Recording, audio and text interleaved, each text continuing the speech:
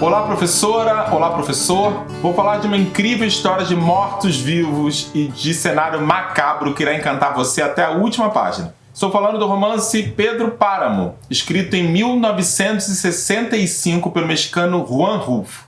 Você fará uma descoberta a cada parágrafo, além de ter contato com os temas cidadania, ficção, mistério e fantasia e família. Nesse vídeo vou apresentar mais a obra, contar sobre o autor e mostrar que esse livro não pode faltar no seu repertório de leituras. Vem ver! Juan Rulfo nasceu em 1917 no México. Como escritor, publicou 2 livros esplendorosos, os contos Chão em Chamas, em 1953, aos 35 anos, e o romance Pedro Páramo, 2 anos depois.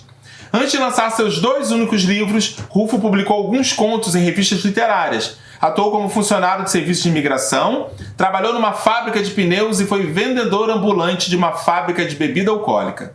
Depois de Pedro Páramo, Rulfo não escreveu mais, porém o romance se tornou um grande legado na América Latina. Uma obra que há mais de 60 anos se mantém atual e discute a fragilidade das instituições democráticas e garantias dos direitos humanos. O autor faleceu em 1986. O tradutor de Pedro Páramo no Brasil, Éric Nepomuceno, conta que o próprio Rulfo comentou sobre o seu silêncio literário depois de suas 2 obras. O mexicano disse: "Eu tinha o voo, mas cortaram minhas asas. Perdi."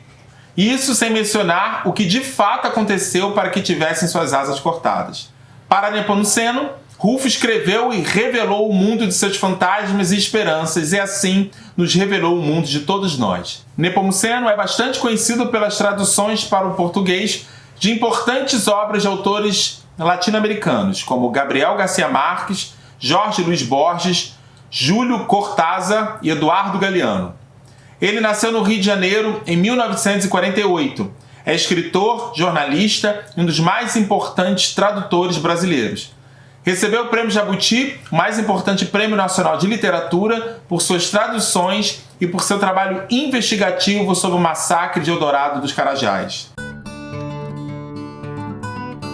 Nesse livro você vai conhecer Juan Preciado e sua fantástica jornada em busca de seu pai, Pedro Páramo. Juan prometeu à mãe Dolores Preciado, a Lola, no seu leito de morte, que sairia em direção à cidade de Cômala, com o objetivo de encontrar o próprio pai. Nessa trajetória se misturam a realidade, a fantasia, o sonho, a vida e, sobretudo, a morte. Todos os personagens que conversam com o narrador Juan Preciado já estão mortos. Ao longo da viagem, Juan Preciado encontra muitos personagens diferentes. E foi por meio dos relatos de cada um deles que ficou conhecendo o caráter obscuro e assassino que seu pai teve. O primeiro personagem que ele conhece é um tropeiro de nome Abundio, que faz importantes revelações. Ele se refere a Pedro Páramo como Rancor em pessoa, dono de uma vasta extensão de terras denominada Média Luna. Abundio acompanha Juan até o povoado e indica a pousada macabra de Dona Eduídes de Ada. Quando Juan chega na cidade de Comala, Pedro Páramo já havia morrido. O livro retrata alegoricamente as mazelas e as tragédias das cidades latino-americanas, sobretudo do México. A leitura dessa obra implica o empenho de investigação. Somente você pode desvendar a trama proposta por Rulfo.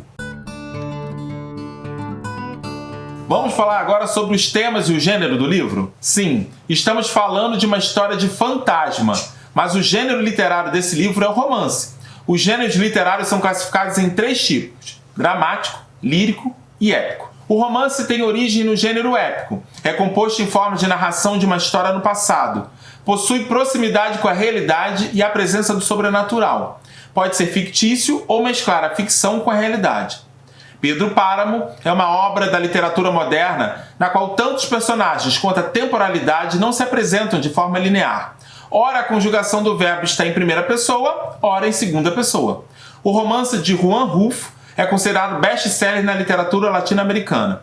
Com seu realismo fantástico, tem variantes artísticas onde a realidade, a fantasia e o sonho se misturam. Os temas se referem à posse de territórios de forma indevida, à violência e à opressão sofrida por um povoado que se encontra em terras secas e inóspitas.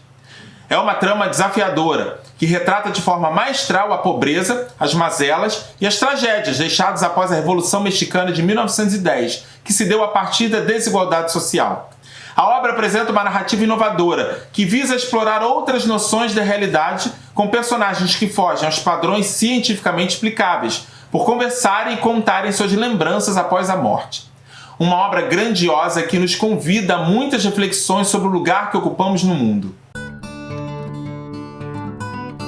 Bem, estamos diante de uma obra fabulosa e única. Isso já seria motivo suficiente para mergulhar nessa leitura. De qualquer forma, vou apresentar aqui outras razões para ler Pedro Páramo.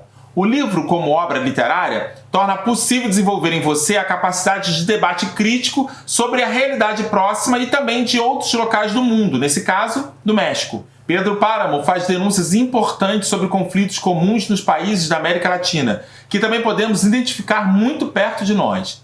Você vai exercitar sua habilidade em desvendar mistérios. A obra não apresenta uma linha temporal contínua. Os personagens falam quase ao mesmo tempo e, por isso, a leitura desafia você a todo momento. Sugiro que você aceite o desafio. O final é surpreendente. Mas não vou dar nenhuma pista.